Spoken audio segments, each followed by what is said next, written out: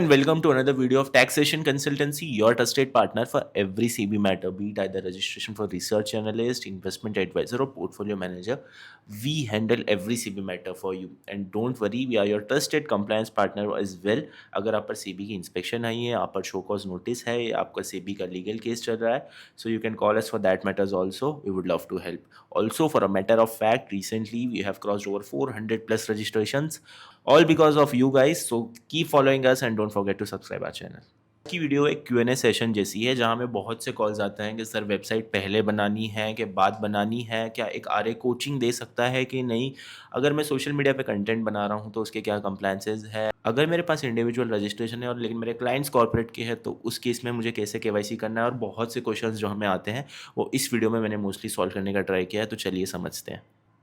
सबसे पहले तो ये क्वेश्चन आता है कि एक आरए कोचिंग दे सकता है कि नहीं दे सकता है। अगर आप सिर्फ एजुकेशनल पर्पस के लिए आप सेबी रजिस्ट्रेशन ले रहे हो तो एजुकेशन देने के लिए सेबी रजिस्ट्रेशन की कोई ज़रूरत नहीं है। अगर आप रिकमेंडेशंस देने वाले हो तो ही आप सेबी रजिस्ट्रेशन लो। सेबी रजिस्ट्रेशन रिकमेंडेशंस देने के लिए है, एजुकेशन के लिए नहीं। और अगर आपको एजुकेशन देना ही है तो आप लाइव मार्केट प्राइसेस पे बात कर सकते हो, क्योंकि आप आ रहे हो, आपको अलाउड है वो करना।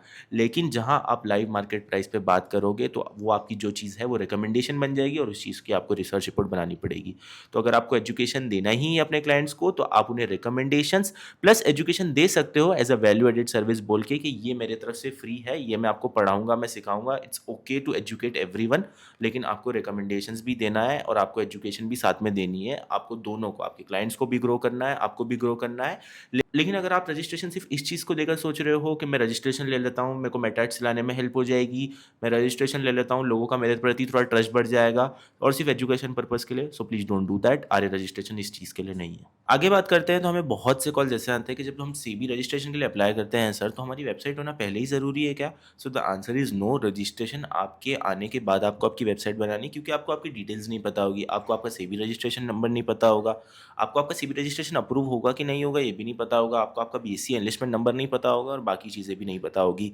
तो इसलिए आपको आपकी वेबसाइट रजिस्ट्रेशन आने के बाद बनानी है। और अब वेबसाइट में क्या होना चाहिए वो चीज़ें आपको नहीं पता, तो आइए देखते हैं।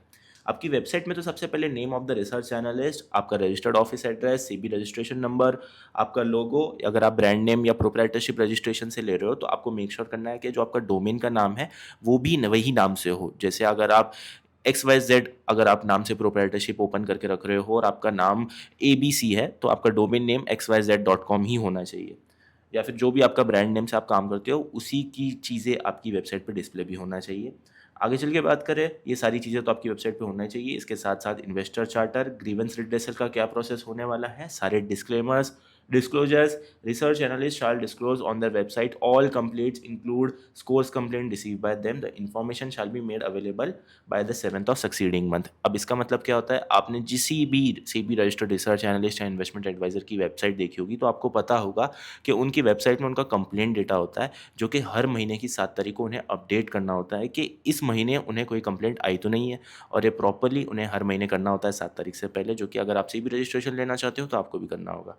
आगे देखें तो आप पे आपकी वेबसाइट पर स्टैंडर्ड वार्निंग होनी चाहिए मिनिमम 10 फॉन्ट साइज में कि investment in securities are subject to market risk, read all the related documents carefully. उसके आगे आपके कॉन्टैक्ट डिटेल्स वहाँ पे प्रॉपरली दिखना चाहिए। अगर आपने कॉन्टैक्ट डिटेल्स अपडेट की है तो आप सेबी में भी इन्फॉर्म कीजिए, अपनी वेबसाइट में भी अपडेट कीजिए, भले ही वो आपका ईमेल एड्रेस है या आपका फ़ोन नंबर है। इसके अलावा आपके फुटर में प्रॉपर सेबी ऑफिस की डिटेल्स भी होना चाहिए, जो कि बहुत लोग मिस कर देते हैं। ऑल्सो आपको ये डिस्क्लेमर भी देना है कि रजिस्ट्रेशन ग्रांटेड बाय सेबी और NISM certification is no way guarantee performance of the intermediary और provide any assurance of returns to investors. अब आगे मुझे क्वेश्चन आया है कि मैं एक आरए हूँ लेकिन मेरे जो क्लाइंट्स हैं वो कॉर्पोरेट एंटिटीज़ है, तो क्या मुझे उनका केवाईसी करना पड़ेगा, KRA पे जाके फेच करना पड़ेगा? सो द आंसर इज़ येस। आप उनका उनसे पैन कार्ड लीजिए, KRA पे जाइए और फेच कीजिए।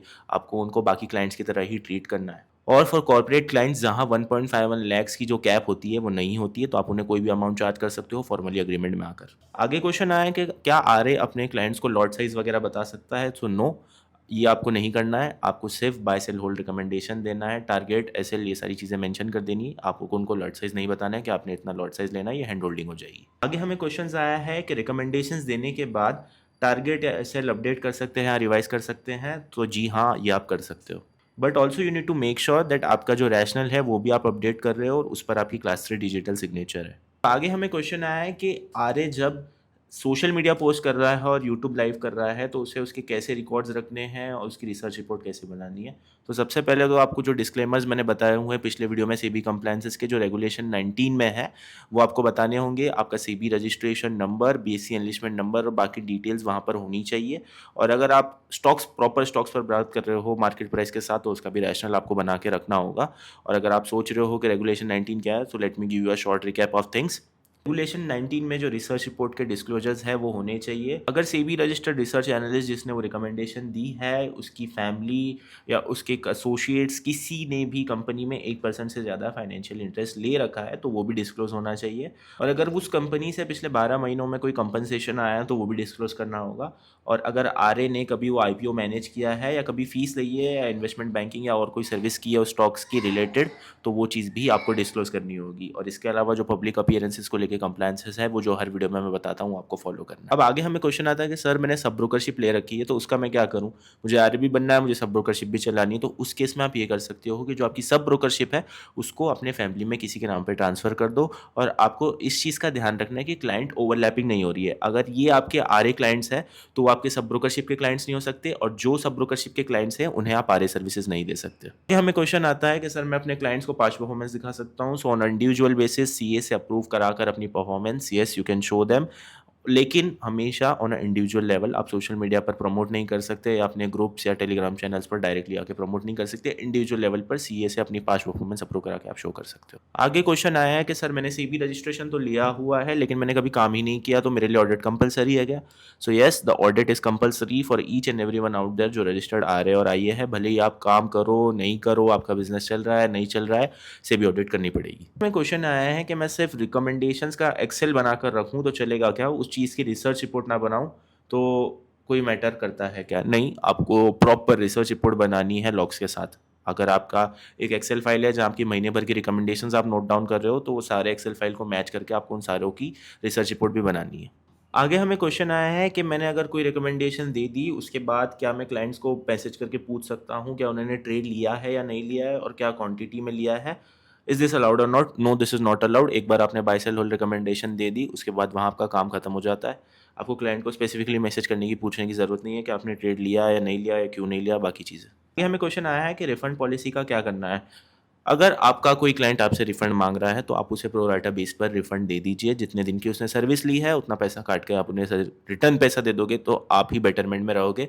वरना वो क्लाइंट आपका सरदर्द बन जाएगा, वो जाएगा स्कोर्स पोर्टल पर, वो आपको स्मार्ट टू डीआर पे घुमाएगा। बेटर जितने दिन की उसने सर्विस ली है वो लो और बाकी उसे जाने दो। और हाँ, अगर आप अपना लाइसेंस सरेंडर कर रहे हो या सेबी ने आपका रजिस्ट्रेशन कैंसिल कर दिया तो उसी केस में आपको उसकी फीस रिटर्न करनी होगी पूरी की पूरी। हमें क्वेश्चन आता है कि सर मैं सेबी लाइसेंस रेंट कर सकता हूँ क्या, या मैं अपना लाइसेंस रेंट पर दे सकता हूँ क्या? आपको इस चीज़ का जवाब क्या लग रहा है? क्या आप ये कर सकते हो, सेबी अलाउ करती होगी? ऑफ कोर्स नहीं, ना ये करना अलाउड है, ना इसी चीज़ को प्रमोट करना अलाउड है, ना अपना लाइसेंस क्या आजू बाजू भी रेंट पर ऐसी चीज़ें बात करना अलाउड है। लास्ट क्वेश्चन आया है कि इतने कंप्लायंसेस के साथ सेबी रजिस्ट्रेशन में काम करे या क्या करे। सर सिंपल सा जवाब है इस चीज़ का, आप अपने काम पे फोकस करो, जितने कंप्लायंसेस होते हैं उतने फॉलो करो। इतना हार्ड काम नहीं है, चीज़ें हो जाती है। जितना लोगों ने डरा रखा है उतनी कॉम्प्लिकेटेड चीज़ें नहीं है। अगर आप हमारी कंप्लायंसेस की दोनों वीडियो देख लोगे तो आपको समझ में आ जाएगा कोई इतना बड़ा काम नहीं है। ये सब आप पर्सनली खुद से भी कर सकते हो और अपने बिजनेस पे फोकस करो। अपने आजू बाजू की चीज़ों पर ध्यान मत दो, बोलने वाले हज़ार चीज़ें बोलते हैं, ये आपको कभी काम नहीं करने देंगे। आप अपने काम पे फोकस करो और हमेशा जितने कंप्लायंसेस कोशिश करो फॉलो करने की, और बाकी चीज़ें आप हमेशा सेफ रहोगे, सेबी से भी और लाइफ में भी। That's it for today's video. I hope आपके सारे डाउट्स क्लियर हो गए होंगे। If you have any other doubts और you are looking for help in SEBI matters या आपको सेबी रजिस्ट्रेशन करवानी है, feel free to reach out to us on the details given below. See you in the next video, bye.